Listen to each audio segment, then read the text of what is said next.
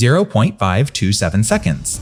That is the exact verified margin that separated Max Verstappen from George Russell's pole position time of 1 minute 11.567 seconds during sprint qualifying at the 2026 Dutch Grand Prix. The RB22 finished 6th on the grid in front of its home crowd at Zandvoort, a deficit that arrived immediately after Red Bull had secured 3 podiums in the previous 4 races under the new 2026 technical regulations. The specific half-second gap is not a rounding error or a traffic compromise. It is a confirmed performance delta recorded by the race in their winners and losers analysis, and it raises an immediate, unresolved question about whether this was a singular setup misstep for one session or the first visible crack in a championship-winning package that has suddenly lost its way on home soil. Why does a car that looked like a genuine contender just days ago fall so far behind when the stakes are highest? We know the number, but we do not yet have a definitive mechanical explanation from the pit wall to explain it. No team principal or technical director has stepped forward with a specific diagnosis pointing to the floor, suspension geometry, or ride height as the culprit for this qualifying setback. Instead, we are left with a silence from the engineering side that makes the driver's own feedback feel even more significant. Without that official technical verdict, every attempt to understand this half-second loss remains incomplete, forcing us to look elsewhere for clues while the clock ticks down to the sprint race itself. The data confirms the deficit. Russell took pole, Verstappen sat 6th, Lawson missed SQ3 entirely. These are hard facts from the timing screens, yet they tell only part of the story. What happened between the garage and the track surface to create such a stark reversal of fortune? The absence of a clear engineering statement transforms this from a simple qualifying report into a mystery that demands closer inspection. We have the result, but the cause remains hidden behind closed doors and unspoken telemetry readings. So where does that leave us right now? We are staring at a verified half-second gap without a verified reason, which means the true story of this weekend is still being written in real time. The contrast between recent success and this sudden shortfall creates a tension that cannot be resolved by lap times alone. Something changed, or something broke, or something was simply misunderstood about how the RB22 interacts with the Zandvoort tarmac under these specific 2026 conditions. Until the team provides clarity, that missing half-second hangs over the entire event as an open wound rather than a solved equation. Max Verstappen addressed the deficit directly in remarks published on Formula 1, stating it was tricky to find the grip and the balance during the session. He did not blame traffic or tire temperatures or wind direction. He pointed squarely at the fundamental mechanical behavior of the RB22 as the limiting factor preventing him from challenging for pole position in front of the orange-clad fans filling the grandstands at Zandvoort.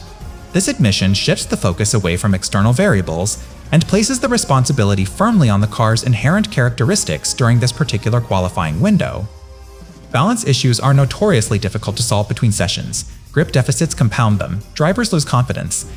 When a driver says the balance is tricky, they are describing a car that refuses to rotate predictably through high-load corners while simultaneously lacking the rear stability needed to put power down on exit. These two problems often contradict each other in setup terms, meaning fixing one can make the other worse. That is precisely the trap Red Bull appears to have fallen into during sprint qualifying, where every adjustment seemed to trade one handling flaw for another rather than eliminating both. Can you imagine the frustration of knowing exactly what feels wrong but being unable to dial it out with the tools available? The 2026 regulation cycle has introduced new power unit and aerodynamic parameters that make the competitive order more volatile than in previous seasons. And Zandvoort's unique combination of banked corners and abrasive surface may have exposed a narrow operating window that the RB22 simply could not access during the critical moments of SQ3. Russell's pole time of 1 minute 11.567 seconds was not just fast. It was clean. Verstappen's 1 minute 12.094 was compromised by a car that never settled into a rhythm. The race classified Red Bull as having only the 4th best car in this specific session, a ranking that underscores how far the RB22 fell relative to its recent podium scoring form. This is not a car that has suddenly become uncompetitive across the board. It is a car that failed to extract its potential when it mattered most at home. The gap to Russell is real, the gap to the midfield is equally concerning. What remains uncertain is whether this represents a temporary mismatch between setup philosophy and track conditions, or something more systemic that will haunt the team beyond this weekend. Verstappen acknowledged this uncertainty directly, telling Formula 1 that the team needs to understand what they can do with the balance for tomorrow to find a bit more grip. That word, understand, carries significant weight. It implies the current lack of pace is not fully explained by existing data or simulation models. If the engineers already knew why the car lacked half a second, they would be implementing fixes rather than searching for comprehension. This gap in understanding is what transforms a disappointing qualifying result into an ongoing technical investigation with no guaranteed resolution before the sprint race begins. So let us reframe what we know so far about this specific qualifying shortfall. We have a verified 6th place finish, a confirmed half-second deficit to pole, a driver citing balance and grip as primary concerns, and a team ranked 4th best on the day despite recent podium success. These facts establish the scope of the problem without yet revealing its root cause, leaving the narrative suspended between past performance and future uncertainty. The number itself now serves as a benchmark against which every subsequent setup change and engineering decision will be measured, because closing even part of that gap requires solving a puzzle that currently has no obvious answer. Picture this for a second. You are driving a car that simultaneously refuses to turn in and then snaps loose the moment you apply throttle, forcing your hands and feet to fight two opposite instincts within the same corner. This is not a theoretical handling imbalance discussed in engineering debriefs. This was the physical reality Max Verstappen faced during FP1 at Zandvoort, where he ran through the gravel while battling both understeer and oversteer in the same session. The RB22 was fundamentally confused about its own aerodynamic platform from the very first timed lap of the weekend, long before sprint qualifying ever began. Gravel traps expose truth, setup sheets hide it, telemetry confirms it. When a world champion runs wide onto the abrasive runoff area during free practice, it signals that the car's mechanical balance has failed at a foundational level. Understeer means the front axle lacks the grip to initiate rotation. Oversteer means the rear axle cannot sustain traction once rotation begins. Experiencing both in rapid succession suggests the RB22's aerodynamic center of pressure was migrating unpredictably as ride height changed through compression zones, making the car feel entirely different from one phase of the corner to the next. This dual handling failure is precisely why Verstappen's FP1 complaints matter more than generic setup feedback. He did not say the car was simply slow or lacking top speed. He identified contradictory behaviors that no single adjustment can resolve. Adjusting front wing angle might cure the understeer but worsen the oversteer. Stiffening the rear suspension might stabilize the exit but destroy the entry. The team was trapped in a tuning paradox where every potential solution created a new problem elsewhere in the lap. So what does this early session struggle tell us about the qualifying result? It tells us the half-second deficit was not born in SQ3.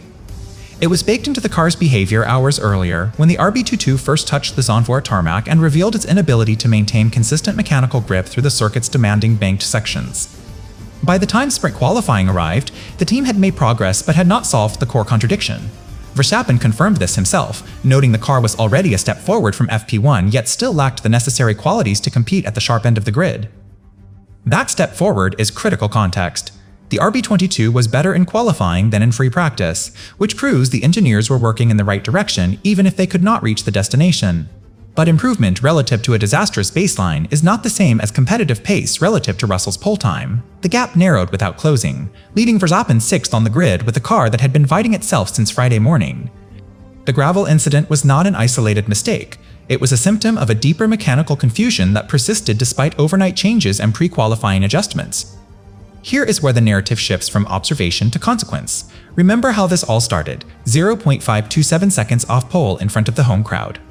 That number now carries the weight of everything that happened in FP1, because the balance issues Verstappen experienced in free practice were never fully resolved, only managed well enough to avoid another gravel trap but not well enough to challenge for pole position. The opening statistic and the early session handling crisis are not separate stories. They are cause and effect linked by 12 hours of frantic but ultimately insufficient engineering work. Verstappen returned to the microphone after sprint qualifying and told Formula 1, calm, that while the car had improved since Friday morning, it remained tricky to find the necessary grip and balance to challenge at the front. This specific phrasing confirms that the overnight changes addressed symptoms rather than root causes, leaving the RB22 in a state of partial recovery that was insufficient for pole contention. The team had moved forward, yes, but not far enough to erase the deficit that defined their entire weekend so far. Progress without parity is still failure. 6th place proves it. The home crowd expected more. When a driver acknowledges improvement yet simultaneously admits the car still lacks what it needs to be further up the road, he is describing a ceiling that setup tweaks alone cannot break through. The RB22 had reached its current configuration limit at Zandvoort, and that limit sat exactly half a second below Russell's benchmark time. No amount of positive momentum from FP1 to SQ3 could compensate for that fundamental shortfall when the stopwatch demanded perfection. The stakes have shifted from qualifying pride to tangible title consequences, since every position lost in the sprint translates directly into fewer opportunities to score during the main race. A half-second gap in qualifying now threatens to become a multi-point deficit in the standings if the underlying balance issues persist through tomorrow's longer stints. So let us consolidate the trajectory we have traced across these sessions. We began with a verified 0, 527-second deficit and an unresolved question about its origin. then moved through FP1's dual handling crisis in the gravel, and have now arrived at Verstappen's post-SQ3 confirmation that improvement did not equal competitiveness. Each step has added context without providing closure, because the core problem remains partially understood and incompletely solved. The narrative arc bends toward uncertainty rather than resolution, mirroring the team's own engineering reality as they prepare for the next session. What makes this moment particularly tense is the absence of a clear path forward. Verstappen himself framed the situation as something the team still needs to understand, not something they have already fixed. That distinction matters enormously. Understanding precedes solution. Solution precedes performance. Performance precedes results. Right now, Red Bull is stuck at the first stage of that sequence, searching for comprehension while the competitive clock continues ticking. The RB22's behavior at Zandvoort has become a puzzle that resists easy answers, and until those answers emerge, every lap will be driven under the shadow of that original qualifying gap.